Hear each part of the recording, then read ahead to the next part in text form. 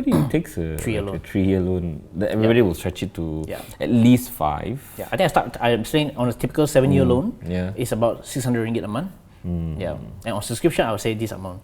Yeah. Okay, so I think the camera's on. Hello, everybody. This is Amin from Search.com, and this is Alex. And welcome again to another episode of Let's Talk About. So today we're going to talk about something I think will be quite interesting.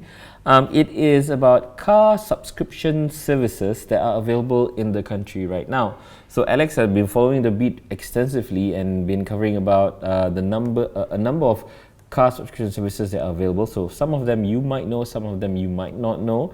We have some interesting interesting facts and snippets about the car subscription services available in the country.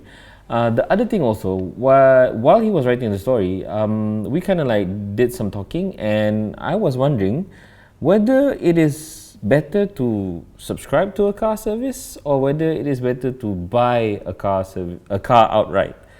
And I think that will make a very interesting show. And today we're gonna like talk about the types of car subscription services available in the country. And I think Alex did like some extensive calculation on whether it's worth it or not, and we're going to break down that detail in today's show.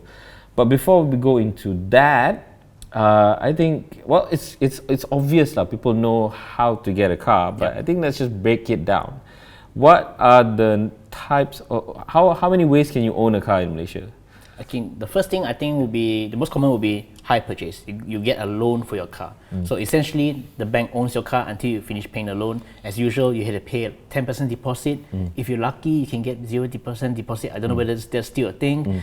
And the second option is leasing, which is a popular option for companies that operate a lot of cars, but that's usually for companies, not for individuals. And the third option, which we're going to talk today, is car subscription service. Okay, so but car subscription service is not ownership lah. Yeah. And the most popular way is obviously to get a loan. When you buy a car, you always consider getting a loan. It's very rare that people buy a car outright. Yeah. It does happen, but it's very rare. Then it's leasing. Because leasing is not an option that's available to people like you and me, at least not yet, or not to normal people, not widely available yet. And then we're talking about car subscription services. I have a problem with subscription services. Maybe I'm like a old guy, or I don't know, but ownership is very important, whether it's a house or a phone or a car. So this is like a huge shift in like mindset and the way you think about how you own or purchase things. I don't know whether that's going to happen in the future or whether that's going to change. If you think that, I don't know, where do you sit? Do you feel like owning is important to you, or whether subscription is okay, meaning that you can change cars? So that is the premise of this discussion today. Yep.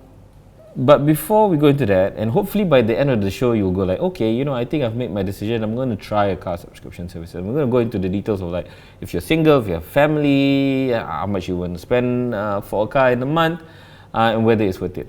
But before we go into that, I want to break down the number of car services available in the country. So I believe there are about 3 or 4. Okay, so there are car sharing. So okay, Alex, can you break it down? The car sharing and car subscription and leasing, what are the differences? Okay, so firstly, I think most people should be aware about car sharing services like GoCar and SoCar. So essentially, it's like you don't own a car. So if to get around, you can rent the car by the hour, by the day. And now these two companies, they're actually offering long-term rentals. So you can get a car for a month at a fixed rate, but that doesn't include petrol. Yeah. So by long-term, you mean 1 a month? Yeah, because usually it's like daily and hourly rate. For the car sharing, right? Yes, okay, correct. So car sharing is for short times. Short times, yeah. And the long term for them is 1 month. Yeah. Okay, and then after that is car subscription. Yes. So the first car brand to do it is actually Renault. So they actually introduced the car subscription service, and shortly after that, Nissan did it as well because they're the same distributor, Tanzhong. And now there's a new option called Flux. Okay. So Flux is very different because you're not limited to a single brand. That you have a variety of options. You have Toyotas, Hondas, even premium cars like BMW, Mercedes. Yeah. So and another benefit about Flux is that it's kind of like a membership because if you're in the system, you can swap cars easily by paying a one-off swap fee. So you're not actually subscribing to the car lah. You're subscribing to like a service. You still pay the subscription rates per car, but you can jump to another car and you just pay the new subscription rate for that particular car. Oh, okay. So you can upgrade and downgrade lah. So yeah. it's like subscribing to a phone plan. Yeah, we have no contracts and you can just jump here and there. Yeah. So you can move like, oh, I want to upgrade, Yes. and it's like really seamless lah. Yeah. Okay, so you have car subscription services that are tied to one make, Yep. like Nissan and Renault, however you call it, and then you have Flux, which is very interesting because it has multiple makes. So you have Mercedes, Honda, Toyota, BMW. Yep. And Peugeot as well. Peugeot and Kia. Yeah. So and it's very interesting because you can swap between makes, you can swap sizes. Obviously, you have to pay if there is a difference in terms of normal brand and a premium brand. There are some charges. Alex will break that down for us. But essentially it's the same. It's whether it's one make like Nissan or Renault, or whether it's multi-make like Flux. At the end of the day, it's a term also, right? You have to subscribe to for at least a year. Yep.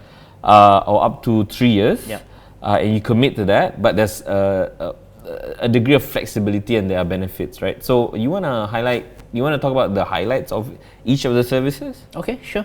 So I think, first of all, let me just run through why car subscriptions are appealing in the first place. Because number one, you don't need to apply for car loan. So essentially all you need to do is to sign up, you pay a deposit, which is subject depending on how qualified you are, and just pay the monthly subscription, and that is inclusive of your maintenance, road tax, and all that. So you don't have to wait for loan approval. Yes. You don't have to wait for credit. Yep.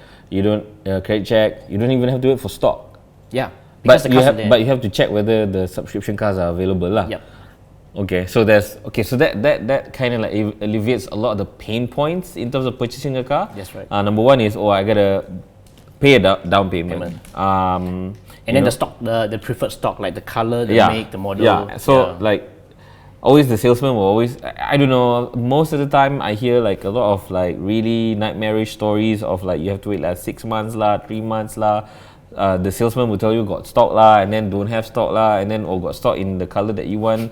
It's messy and it's painful. So the good thing about subscription service, you don't have to go through all this. Okay, the next thing is? And the next thing is that the subscription, it depends on the tenure as well. Like for example, Flux, they actually offer 4 different types of subscription. There's a month-to-month, so which means that you're paying on a monthly basis. And obviously, this is the most expensive rate.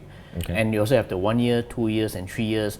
Another thing to consider is that the amount of mileage. Okay, the one thing about subscription is that there's always a limited mileage attached to it. This is across all across. Okay. Yeah. Okay. Like for example, Flux, they actually give 3 options.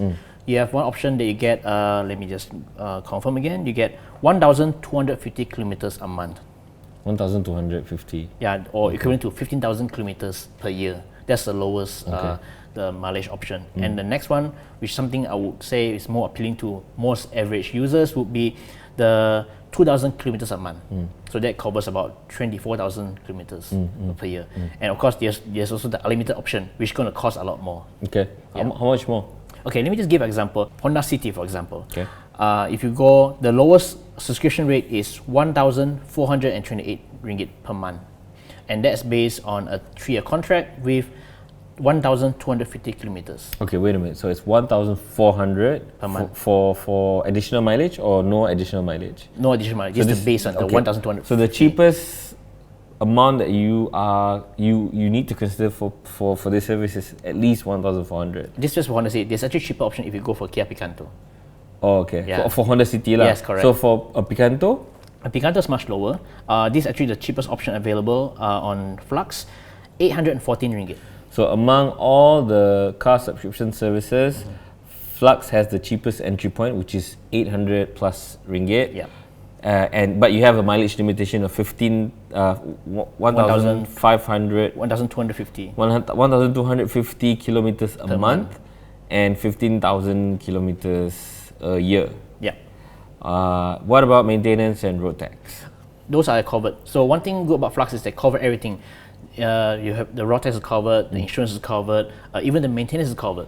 And the best part about Flux is that they actually provide a concierge service, so you don't even need to drive to the service center. Someone will come and pick it up, and once it's done, they return the car back to you. So by the time it's due for service, all you just let them know. Yep. They'll pick it up at your office or your home. Yep. And then do I have to pay for that? No, it's inclusive. So I don't have to pay for road tax. Yep. I don't have to pay for service, insurance. Do I have to pay for tires? Yes. For Flux, it's inclusive. We're talking about Flux specifically right correct. now, right? So I only have to pay for petrol, Parking, toll, and subscription. and the subscription. Yeah. Now we're going into the discussion. What are the other highlights? So that is for Flux. There are differences, right? So for the Tanchong Group subscription services, you mentioned that the wear and tear it's not covered. It's not covered. So can you break down on what is the difference between Flux and Renault and Nissan? Okay. So we already know like Flux is the cheapest. Yep. It's all inclusive. Then we're gonna talk about the other two. Yep. Okay. So Renault, their subscription is offered in two. Sorry, right now there's three Tiers. tenures. 10 years. Oh, 10 years, So okay. you can get a month to month. You must get a minimum of 1 month. 1 year, 2 years, and 3 years. Okay. Yeah, 3 years for the new Megane. So for the Captor, for example, you have options of 12 months and 24 months, and it comes with a mileage of 20,000 kilometers. Okay. Yeah, but the thing is, wear and tear is not included. So if you want to cover your tires, alignment, brake pad, and your wiper blades, right, that will cost you an additional 100 ringgit a month. Okay, you have to pay an additional 100 ringgit. So the Correct. lowest for them is the lowest for a Renault is Captor is on a 2-year contract is 1,299. 1,200, and then add another 100 for tires, Yes. for wear and tear, which is 1,300. 1,399. But then you consider, if you consider that within 3 years, 100 ringgit. So It's about 1,200 per year. so within a year, 1,000 ringgit is 1,200. That is much less than what you'd probably need to cover in terms of your brakes, your service, and tires, everything. So it's just an upsell opportunity, lah. I see. And so Nissan is the same as well, right? Nissan is similar as well. But the thing about Nissan is that it's a bit weird because, for example, the Nissan Leaf, right? Not only they don't include the wear and tear, it doesn't include road tax and insurance, which is quite strange. Maybe because okay, so electric cars have road tax. Yes, I think you pay the minimum. The road tax is 20 ringgit. I think that's the cheapest road tax. Oh, but you have to pay for insurance. Yes. Oh, Which is weird. Yeah. which could be about maybe what, 2,000 ringgit. When I checked, Nissan Leaf is about 5,000 ringgit. Okay, wow. Because Nissan Leaf is 1,888,000 ringgit. What 1,888? 188,000. Oh, the price of the car. car, yes. 188,000 ringgit. Yes. For an electric car the Yeah. size of a city, maybe. Yeah. But okay, an interesting point is that the Nissan car subscription services, that means they are the only one that is offering a fully electric car, lah. Yep. That's the only So one right now. if you want to try out a fully electric car, you can go for the Nissan Leaf. The benefit of that is you don't have to pay for petrol. Yeah, don't pay for petrol as long as you're near a charging point and you must charge it at home all the time. And also one thing about getting an electric car on this subscription is that I think one of the key things is that you don't need to worry about the long-term issues because there's a lifespan to battery. Yes, correct. Yeah. So okay, you don't have to worry about that. So okay, so the benefit. So obviously there are different tiers and different options and different packages. I believe Alex, you're going to do like a full-on comparison article on this, right? So if you guys want to check out the full-on comparison and the details of the subscription services available, how much you have to pay, whatever, the link will be available in the description below. Do check it out on soychannel.com. So we have all the different options available. Whether you want to go all Nissan, all Renault, or you want to go every other brand. We know that the cheapest is Kia Picanto for 800 ringgit, 15,000 kilometers a year. don't have to worry about any wear and tear. Yep. If you want an electric vehicle and you don't want to have to worry about an 18,000 ringgit down payment, you don't have to worry about battery and whatever, your best option is a Nissan Leaf. Which is about 1,000. How much is it per month? If I were to Nissan subscribe? Leaf, okay, so on a 3-year contract is 3,500. Okay, let me just Wow, compare. that's freaking expensive, man. Yeah, but it's cheaper than it's cheaper than the monthly installment if you go on a 4-year loan. Okay, if it's a 4-year loan. Okay, on a 4-year loan, it's going to cost you 3,900 ringgit. But normal people would buy a car for like maybe at least 5 years. Yep. So if you stretch a Nissan Leaf, which is 188,000 ringgit, Yep. across 5 years, how much do you pay monthly? On 5-year loan is 3,187. So it's comparable lah. Yeah. And the benefit of it, so okay, now I think we've covered what are the services that are available. We have Nissan, Renault and Flux. To know more about all the services, you can check out our website. Now we want to talk about the more interesting aspect, which is this subscription versus buy mentality discussion, right? So I'm for buying a car, and I will explain to you why I'm for buying a car later in the discussion. But we know also the cost is comparable. So let's say if we take the Nissan Leaf for example. I know we also discussed about the City, but we'll take the Leaf for example because it's interesting. You can buy an electric car. So if you subscribe to the service, you're going to pay 3,500 ringgit. And that is a commitment of 3 years, right? Okay. But if you're going to buy the car, it's going to be 3,000 something ringgit. Yeah, 3,200 for 5 years. Across 5 years. Yeah. All right. It sounds comparable, and a lot of the proponents of purchasing a car will go like, might as well just buy a car because at the end of the 5 years, I have a car that I can probably sell off. Yep. But for electric, it's a bit more complicated. Or even for purchasing, it's a bit more complicated. Okay, for electric, it's a bit more complicated because number one, you have to consider the down payment. Yep. And it's not cheap. Since the Leaf is 188,000 ringgit, you got to fork out 18,000 ringgit. Yeah, 18,000 ringgit. Like upfront cost is like heavy. A lump sum Yep. of 18,000 ringgit. If you were to subscribe, how much do you have to pay? Well, you just need to pay 7,000 ringgit deposit, which is refundable. You'll get it back when you return the car. Correct. Okay. Then you're stuck. If you purchase the car, you're stuck with maintenance fee. You have to send it for servicing. Correct. It becomes a problem lah, right? They say something goes wrong after 3 years or 5 years after the warranty period. You need to pay for the replacements yourself. Yeah. Yep. Then after that, you have to figure out whether you want to sell it or whether people want to buy it, and you have to figure out what the value of that car at the end of the 5 years is, and it might be more or it might be less depending on whatever resale values out there. Whatever situation that's available. Yeah. So I guess there is a strong case for subscription, especially if you want to buy an electric car like the Leaf. Yeah. But let's say if it's like a normal day-to-day car, okay, a Honda City, right? We talked about. Okay, can you break down the calculations? Okay, so Honda City, let's take for example the Honda City S. I believe this should be the base model. The retail on the road price is 73,836 ringgit. So if you get it on Flux, Honda City S. Okay, this is like the base spec. Okay. Yeah, so it's about 73,000 ringgit, Alright. 74. If you get it on, let's say, 5-year loan, it's going to cost you 1,200 ringgit, 1,245 monthly.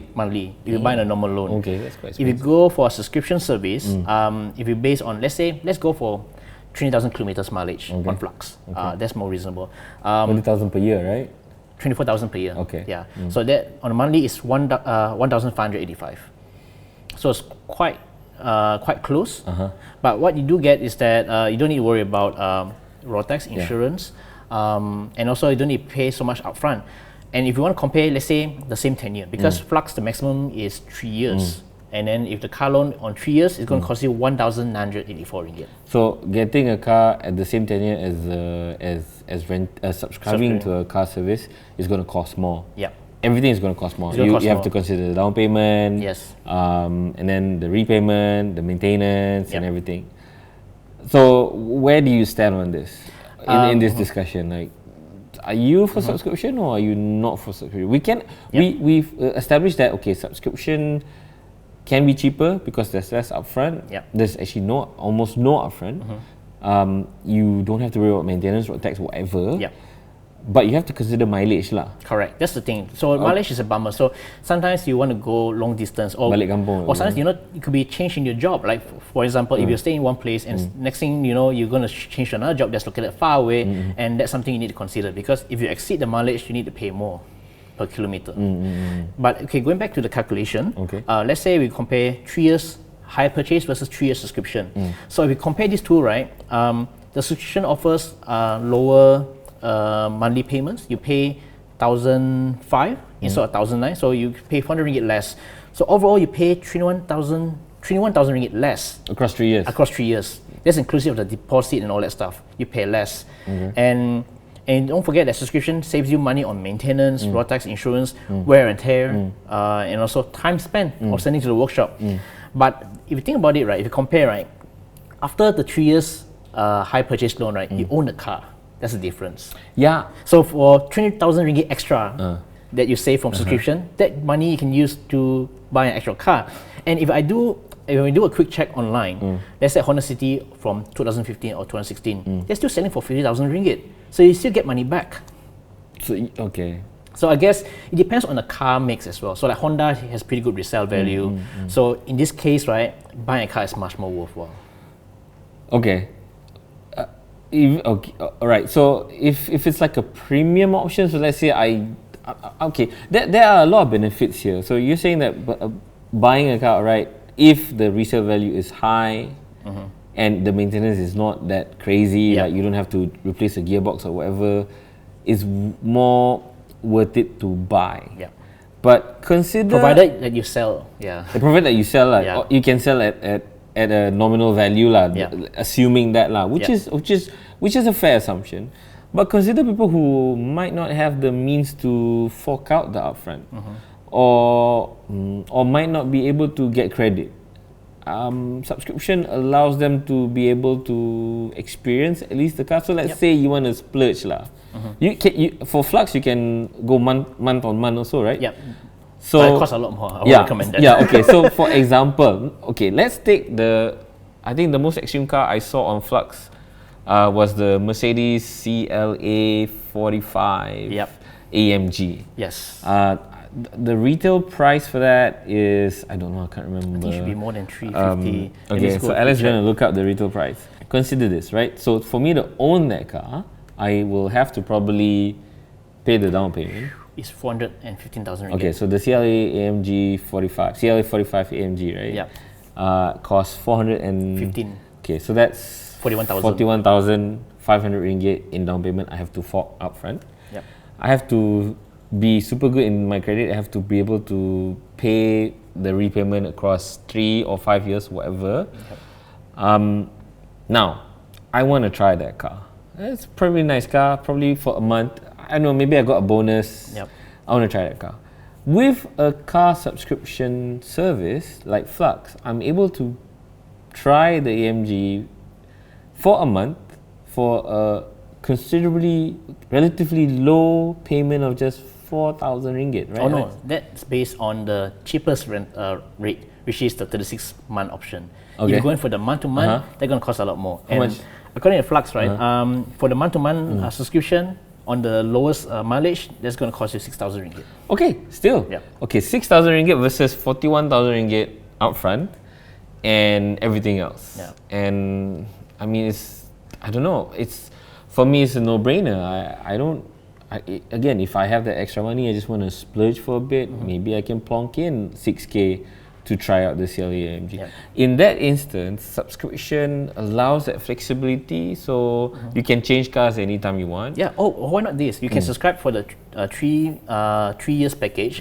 After 1 year, you feel like, this is too much for me. I want to downgrade to a cheaper car. You can do so, and you enjoy the same 3-year rate on the other models. Yeah. So you can go for the cheapest tenure, which is 4,000 ringgit a month on the CLA. You can start with that for a month, and after that, I've done having fun with this car. Now I want to go back to my normal reality life. SUV or something. Yeah. So I can go to a Kia Picanto even, right? Yeah. And just spend 800 ringgit a month. Yeah. So that allows me that flexibility. I'm not committed to 5 years of paying X amount of money. Correct. And that is the appeal lah. So I don't know whether we've gonna come to a conclusion on. For me, it depends on personality because for me personally, when I buy a car, right, I don't change the car often. I know some people they are said, okay, I'm going to sell my car after 5 years. I'm going to make sure I have a new car every single 5 years. Yeah. If you're going to spend X amount of money on a car every single month, I think this is a viable option. But for those who want to own a car, are going to use it until you cannot drive anymore, then probably not, because it's much cheaper to just stick to your car. But And then, yeah. And then you also have to like consider other options, other things. Okay, number one is the resale value. So let's say if you buy like a car that has shit resale value, like a Peugeot, you know, you're gonna lose tons of money. You might not be able to get that money back. Yeah. And when you sell it off, right, you need to pay the bank. So it means you get rid of a car, you need to pay to get rid of a car. Yeah. And then, but then you know, there's a lot of ways there's a lot of things that people consider in buying a car.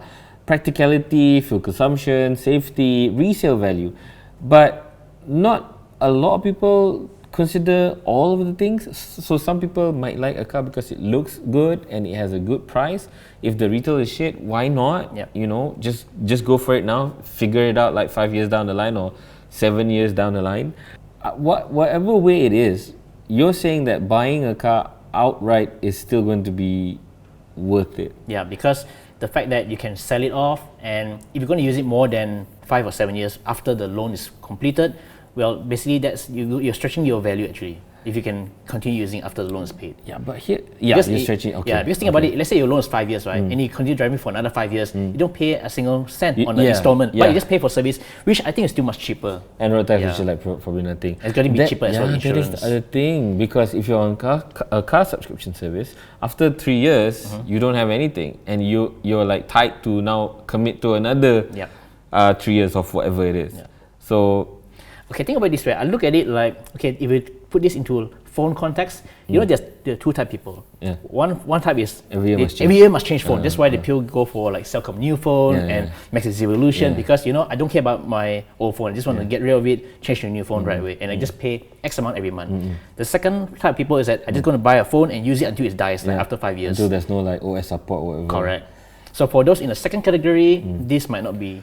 But here's the thing. So for a phone, right, you're probably going to pay maybe 100, 200, 300 ringgit a month at most. Yep. Which is okay lah. You just don't buy as much expensive coffee as you need. You can manage that cost by cutting some costs or just saving up. Just say 100 ringgit is easier. Yeah. This is adding another zero behind. Yeah. So, and you brought a really good point to at the end of the tenure, you have a car that you don't have to pay for, and if you need it, you can liquidate it like quite easily if it has value. The other thing also for me is that, okay, these car subscription services, a lot of people are saying that it's the future. A lot of people are saying that, a lot of research companies are saying, you know, they're going to be car subscription services are going to be like the big thing. People are going to stop buying cars. They're going to see like a decline in purchasing. I'm looking at the stats for the decade of car sales in Malaysia. So the highest amount of cars sold in the country was between 2013 to 2015, with around 666,000 cars sold in a year. Wow. Okay. For last year, 2018, 598,000 cars were sold. There is not much of a difference, and I'm not seeing like a downward trend. We're kind of flat. Like, people are buying cars in Malaysia. The market is kind of like healthy, despite cars being super expensive and to own, right? So we have to pay for tax and everything. I guess if the market shifted, meaning that if we don't have a ridiculous amount of tax on cars, and cars are cheaper, the subscription service could be cheaper. You could be subscribing to a car for 500 ringgit, which is about the same amount of money if you're gonna buy a like super expensive iPhone on a service. But the whole ecosystem has to change lah. Even though if the cars are cheap and the subscription service is cheap, the issue I have, I'm not sure whether you agree, the issue I have with subscription is that I don't own the car. And for me, owning the car is a big deal because, let's say, we talked about like Renault offering the Renault Megane. Megane, RS. So can you tell me how much is that if I wanted to subscribe to that car? Okay, the retail price tag for that, the manual version is 280,000 ringgit. You want to subscribe it on a 3-year contract is 4,000 ringgit. Wow. So if I wanted to buy it, Is 280,000 ringgit. So across 5 years. 5 years loan is 4,700 ringgit. Okay, per which month. is comparable. So Yeah. if you want to buy the car for 5 years, you're looking at dumping 4,000 ringgit a month for the Renault Megane RS. Yeah. which retails for 280,000 ringgit. Okay, here's the thing. If I owned a Renault Megane RS, the first thing I'm going to do is I'm going to tune it. I'm going to customize it. It's a car is like a house. I like how my car smells. I want it to smell the way I like it. I want it to have the tires that I like and not the tires the manufacturer recommend. I probably want to change the exhaust. Probably want to change the rims. I probably want to tune it. But you can't do that with car subscription services. You can't customize your car. Even if you're like, even if you're not like a car tuner or whatever, you still want to personalize it, right? So like I have a family, I like my car a certain smell, I like my car a certain tint, I like to use a certain kind of tires for my car. Even if you don't, right? Alex, you have a dog and you like to put things to make your dog comfortable in the car. And I know a lot of people like to put soundproofing. They like to put like a huge Strap bar. Yeah, they like to put a huge strap bar, like a display, GT wing behind. a GT wing, like whatever, whatever it is. Okay, I might disagree with the GT wing and the huge strap bar, but what we all will agree as car owners is that we have this like innate need to always make something ours. Yep. And a car is huge, not just physically, but it's huge culturally for us. What it means to own a car is that it means that we are free. I can just go down or go out from my house, open the door, and drive anywhere I like. And drive anywhere I like in a car that I like. But times have changed, I mean, like you look at the new generation these days. I mean, I think thanks to the good infrastructure we have right now. I mean, we have more MRT lines, we have ride hailing, so it's no longer necessary to actually own a car anymore. You have more options to get around from point A to point B. Okay, I'm not disagreeing with that. And it's true. Sometimes going on the LRT is better, especially going to a concert, whatever. Using a Grab means you don't have to worry about parking. You don't have to worry about, where to parking, where to park. Well, you don't have to worry about a car, and it's relatively cheap. But if you go back to this like desire to drive, right? You don't just look at driving in the city. You look at, one Sunday you wake up and say, I want to go to Uluyam. I want to go to, Malacca. I can't take a Grab. I don't want a seat in the back of the car. I want to be in the driver's seat. I want to drive. You can do that in a subscription car. But it's not my car, so I don't know. The thing is, personalizing the car, right? I mean, you still can personalize the car to some extent. You can put, your pillows or your car holders and all that. Just make sure you just return back the car in the same condition as the way you pick it up. I don't know, man. I mean, it's still possible to do that. Okay, where do you guys stand? Are you guys drivers or are you guys grabbers? I mean, I know a lot of the team members here. A lot of them use. I think we're kind of split in the between. A lot of our team members use public transport, but a lot of them drive as well. So, in this discussion, we talk about like car subscription services, and we look at it at a financial standpoint, whether it's cheaper or more expensive to subscribe or buy. There are factors that affect the financial standpoint, meaning that if cars are cheaper, subscription services will be cheaper. Hence, subscription would make sense. But the cost that we fail to, we cannot really put a value on is how much cars are intertwined with our lives and our culture and our society, and what it means to own a car, and you cannot put a value to that. So I don't know. What do you think? I agree to you at some point. Like for me, sometimes treat my car as like my own personal sanctuary. This way I lock myself out from the rest of the world, and that's my space. So you brought a very good point. I remember reading somewhere, I don't remember the exact article or the exact stats on this, but I'll put them in the description below.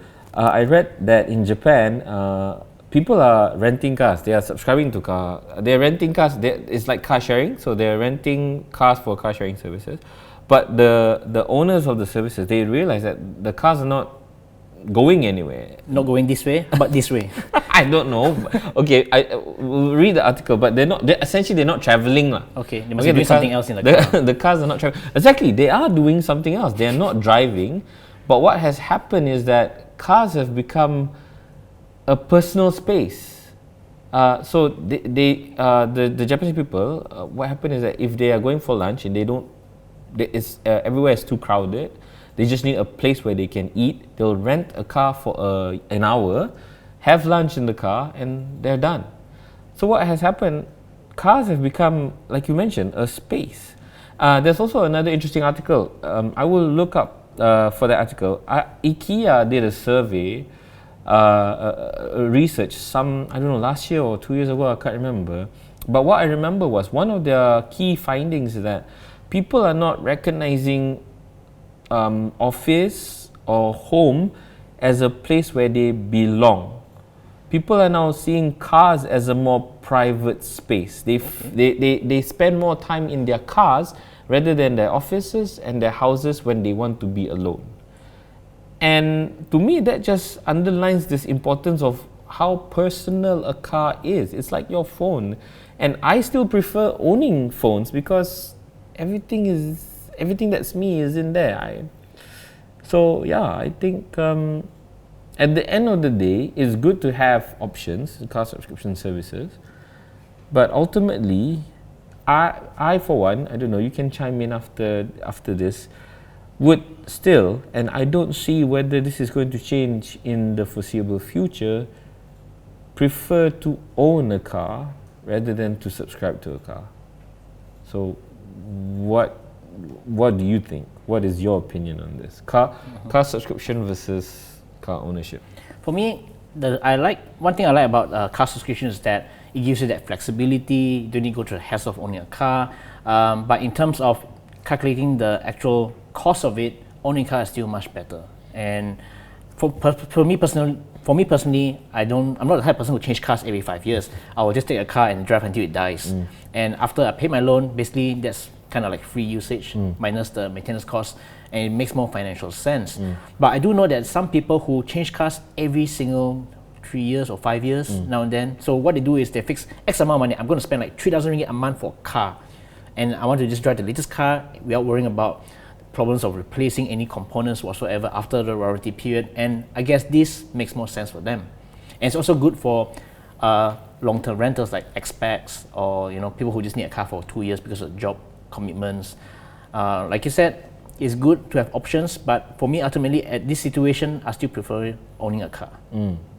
Okay, and with that, we're out of time. This is Let's Talk About. We've been talking about subscription services versus owning a car. Where do we stand? Obviously, we both agree that having that flexibility is good, but nothing beats ownership.